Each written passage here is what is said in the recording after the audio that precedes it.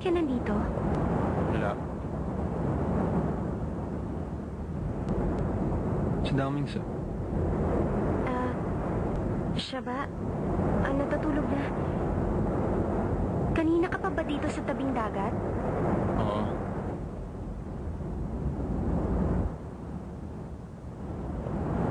Masama bang pakiramdam mo? Magkakasakit kasi ginagawa mo. Ano bang problema? 10 minuto. Hindi. Kahit 5 minuto lang. Pwede mo ba akong yakapin? Masaya ako pag umaga. Pero ganito ako pag gabi. Teka, bakit hindi ka magpayakap dun sa kasama mong babae? Ayoko. Ayoko magpayakap sa hindi ko kilala. Pwede mo ba akong yakapin? Sige na.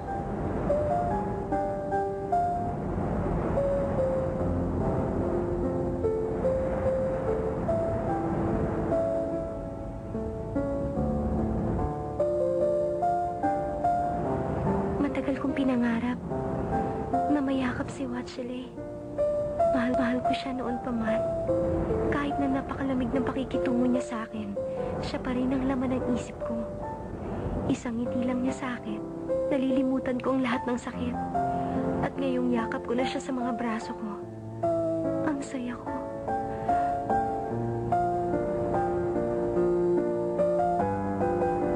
Kahit sandali ko lang nakasama si Chin sa Paris. Yun ang pinakamasayang araw ng buhay ko. Marami kaming pinag-usapan. Namasyal kami sa mga kalsada ng Paris. Tumabi siya sa akin. Niyakap ko siya. Pero hindi nagtagal ang mga sandaling yun. Nagsimula na ang klase niya. Pumapasok siya sa umaga. Tapos nagtatrabaho siya sa isang law firm. Lagi siyang busy. Pag wala na siya, nakaupo lang ako sa bahay, nakatitig sa pader. Alam mo ba, lagi ka namin pinag-uusapan. Ako? Sabi niya gusto ka niya. Talaga? Sabi niya para kang isang Odelia na sumasayaw sa hangin. Odelia? Isang dilaw na bulaklak. Maliit lang, pero matibay at matatag. Nabubuhay mag-isa. Makikita mo kahit saan. Para siyang damo. Ganun bang ibig mong sabihin? Ganun nga. Pero kahit saan siya dalhin ng hangin, namumulaklak siya, puno ng buhay. Kung ganun pala, para siyang ipis. Naaalala ko na nag-away kayo ni Ase. Kailan ba yan? Parang parasite ang isang katulad mo. Wala kang magandang nagagawa para sa lipunan natin. Hindi ba umaasa ka lang naman sa iyong papa? Tama ang sabi mo. Inutil kaming lahat. Pag umalis kami ng bahay, alam mo ba para na akong autistic? Nakakulong ako sa sarili kong anino at si Chin ang dahilan kung bakit ako nakalaya.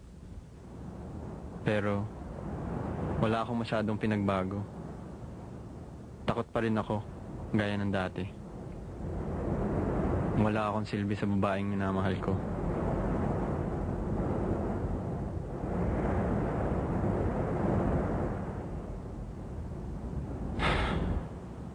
Pasensya na. Bakit ko nga ba ito sinasabi? Yung mga sinabi ko sa'yo, hindi yun alam ng mga kaibigan ko.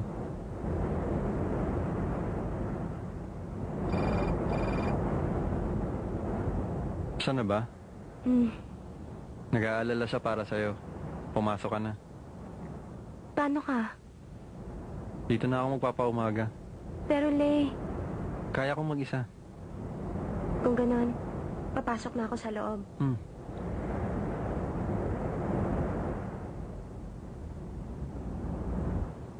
Sansay. Salamat.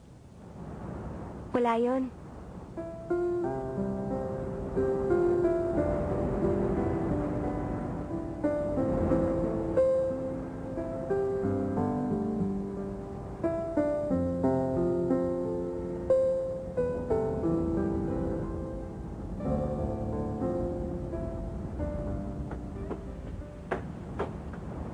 Saan ka ba pumunta? Bakit kising kayong lahat? Saan ka ba galing? Ako? Hindi ako makatulog kaya naisip kong maglakad-lakad sa labas. Sinabi ko na wala kang dapat ipag-alala. Alam mo bang ginawa nitong boyfriend mo? Biglang nagsisigaw. Si Sanchay nawawala! Akala niya nalunod ka na daw sa dagat. Oh. Tumahimik ka na nga. Maaga pa tayong gigising bukas. Matulog ka na. Ikaw rin, matulog ka na. Daming sir.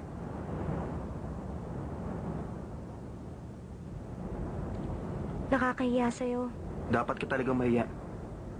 Bakit ka ba lumabas? Sa susunod, mag-iiwan ka ng note. Tulog ka na.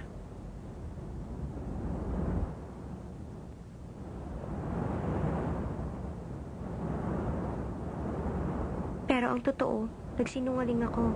Magkasama kami ni Watchley sa tabing dagat. Hindi ko siya maiwan doon. Pasensya ka na.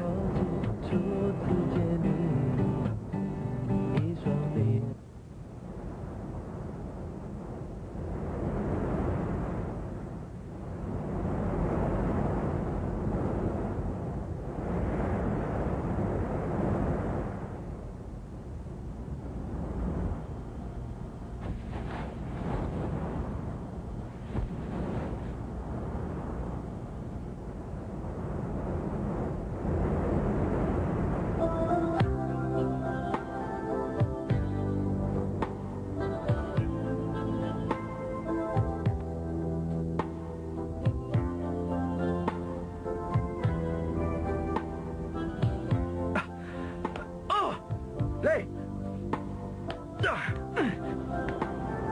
Oh! Yun! Akin! Akin!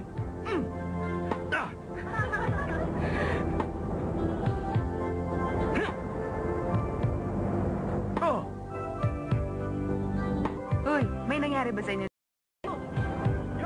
Ang totoo, wala nangyari sa amin ni Watchley.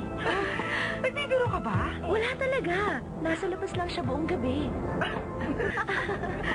Ah! Yeah! Woo! Lay! Nalaglag to! Cellphone? Lay! Nagkwentuhan kasi kami kagabi ni Sansay. Naiwan niya yan. Oh, bola niyo. Saan ka ba galing? Ako? Hindi ako makatulog kaya naisip kong maglakad-lakad sa labas. Oh! Ase! Hindi ko sinasadya! Bakit, Asa? May problema ba? May nangyari ba sa inyo? Ano sabi mo? Okay ka lang? Ano, maglalaro pa ba? Masyado ba masakit? Ayoko na. Kayo na lang maglaro. Papasok na ako. Bakit ba? Ako nang bahala. Ang lakas ng tira mo.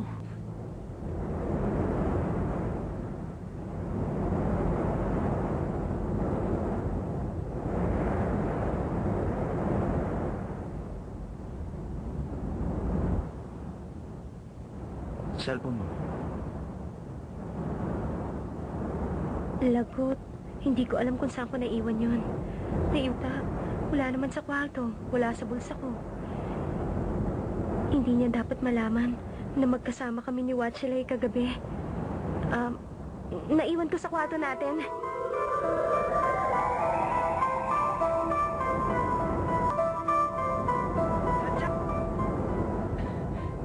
Sanchay! Shinga? Sanchay! Shinga, paano mo nalaman nandito kami? Hindi kita makita, kaya nagtanong-tanong ako. Sabi nila, nandito raw kasi. Kaya nalaman ko. Bakit hindi niyo ako sinabihan? Biglaan kasi yung pag-alis na... Kaya lang matalino ako. Doon ako nagtanong sa bahay ni na Dao Mingzi. Nakakuha na ako ng kwarto malapit sa inyo. Hoy, Payatot. Bakit nandito ka? Hindi na hindi pala. Teka, may papakita ko sa inyo. Si Chin, nabasa ko dito.